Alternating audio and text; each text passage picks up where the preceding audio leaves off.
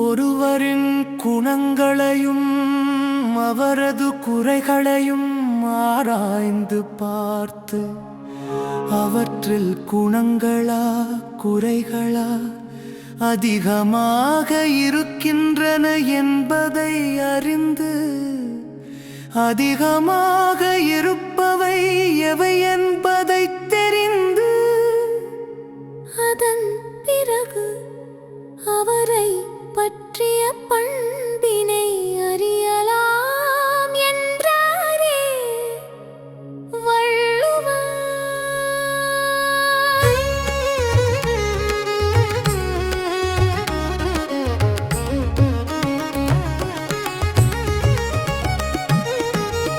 ஒருவர் செய்யும் செயல்களையே உரைகளாக கொண்டு அவர் தரமானவரா அல்லது தரமற்றவரா என்பதை புரியலாம் என்கிறாரே வள்ளுவர். பொன்னின் தரத்தை அறிய உரைகளில் உரைத்து பார்ப்பது போல் ஒருவனின் தரத்தை அவன் செய்யும் செயல்கள் மூலம் அறிந்து கொள்ளலாம் என்பதாகும். ஆராயாமல் ஒருவரை தேர்வு செய்து ஏற்றுக்கொள்வதும் ஆராய்ந்து தேர்வு செய்து ஏற்றுக்கொண்ட பின் அவரை சந்தேகப்படுவதும் தீராத துன்பத்தை தரும் என்றாரே வள்ளுவர்.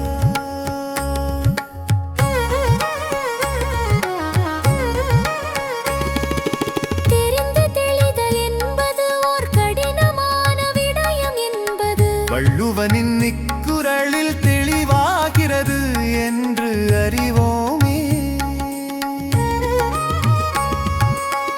நீரில் நீந்தி விளையாடும் அழகிய வெள்ளை அன்னமே வள்ளுவன் வாசகம் கேட்டு நீ மகிழ்ந்தது உண்டோ சொல்வாயே.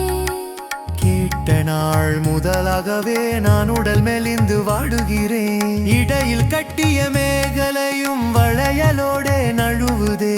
வள்ளுவன் இருக்கும் இடம் தன்னை பறந்து நீயும் பார்க்கலையா? பார்த்து விட்டால் என் நிலையை விதந்து அங்கே உரையாயோ. விதந்து அங்கே உரையாயோ. விதந்து அங்கே உரையாயோ. விதந்து அங்கே உரையாயோ.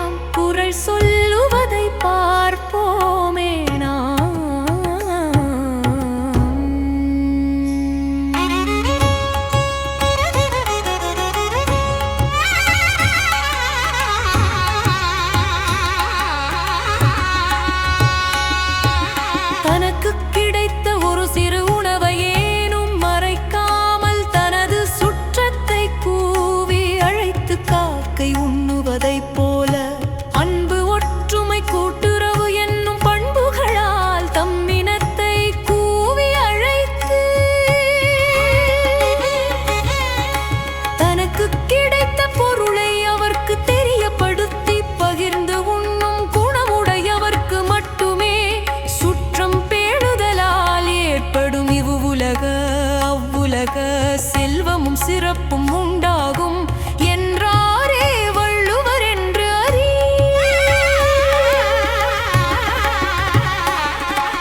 வள்ளுவன் வாசகம் கேட்டு நான் சோடிழந்த அன்றில் போல் செய்வதறியாது நிற்கின்றேன் சகியே கேள் நீ.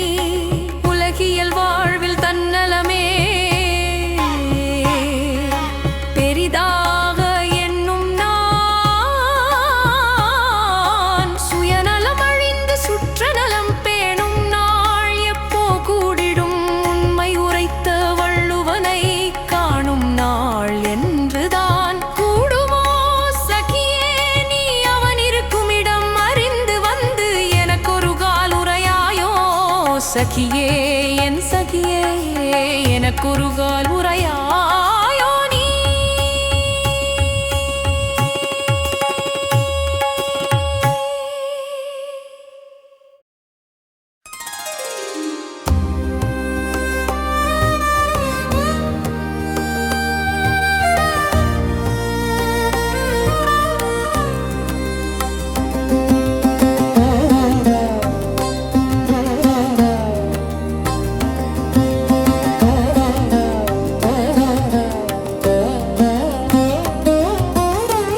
ஊக்கமுடைமை என்னும் அதிகாரமதனில் 5ஆம் குறளின் கருத்தறிவோமே.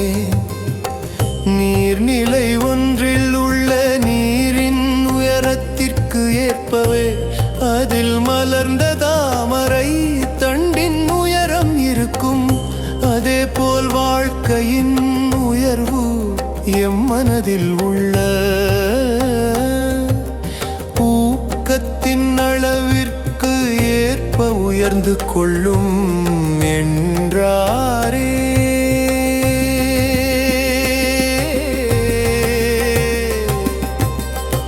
எவ்வளவுக்கு எவ்வளவு ஊக்கம் இருக்குமோ ஊக்கம் இருக்குமோ அவ்வளவுக்கு அவ்வளவு உயர்வு உண்டாம் என்றார். செல்வம் கல்வி பதவி என்பன தனியொரு மனிதனுக்கும் நாடு பொருள் படை போன்றன ஆட்சியினருக்கும் ஊக்கத்தின் அளவுக்கே கிடைக்கும் என்று அறிவோமே.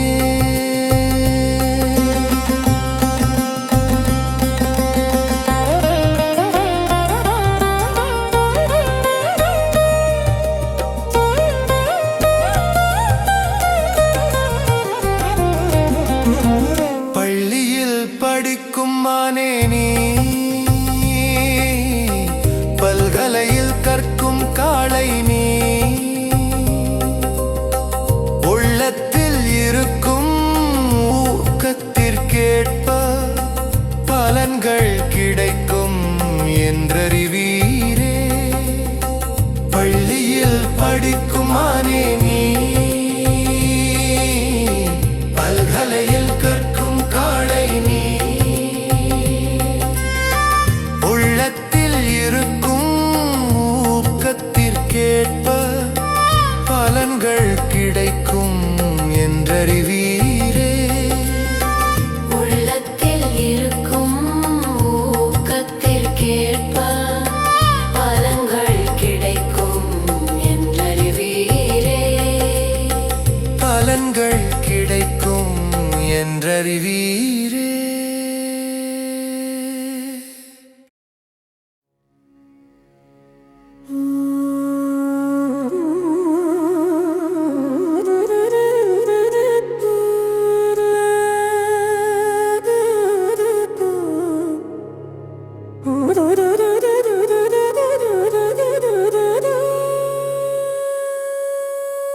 முயற்சி ஊக்கம் கொண்டவராய் வினை செய்தல் பற்றி ஆழ்வினை உடைமை என்னும் அதிகாரம் அதனில் 6ஆம் குறளில் வள்ளுவன் சொல்வதை அறிவோமே நாம்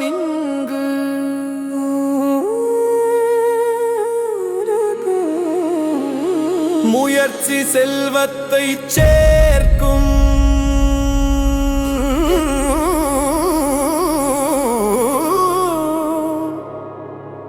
முயலாமல் இருப்பது வறுமைக்குள் தள்ளிவிடும்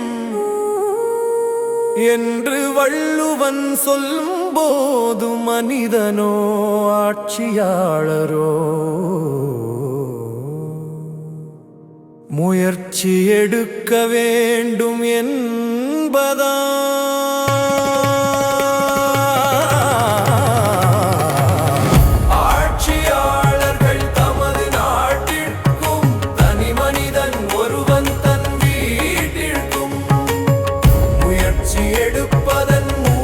செல்வத்தை பெருக்கலாமே அன்றி முயற்சி எடுக்காத விடத்து நாடோ மனிதனோ வறுமையாகி விடுவார் என்ற வாசகம் கேட்டீரோ? இளம் சிங்கங்காள் மட அங்கங்காள் என்ற வாசகம் கேட்டீரோ? இளம் சிங்கங்காள் சிங்கங்காள் மட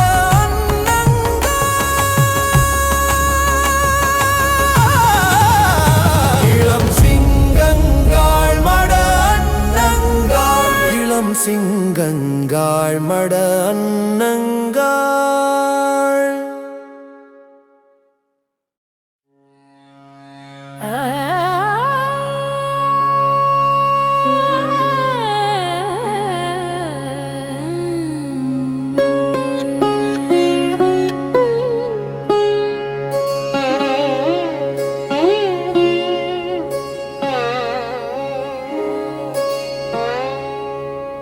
ஒருவனுக்கு வினையால் ஒரு துன்பம் வரும் போது அதனைக் கண்டு நாம் எள்ளி நகையாட வேண்டும். அதாவது உள்ளத்திலே சிரித்துக் கொள்ள வேண்டும். மகிழ்ச்சியோடு அதற்கு முகம் கொடுப்பதுதான் துன்பத்தை வெல்லும் வழியாகும் என்றாரே தெய்வப் புலவர் வள்ளுவனார் என்று அறிவாய்.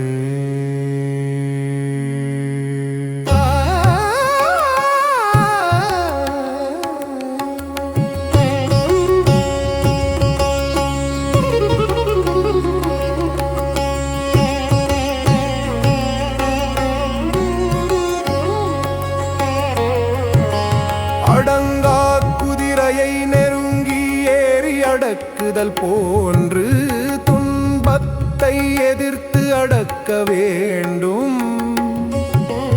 முயற்சிக்கு தடையில்லை என்பதால் வினை வெற்றியாக முடியும் என்றும் நாம் உய்த்துணர்வோமே.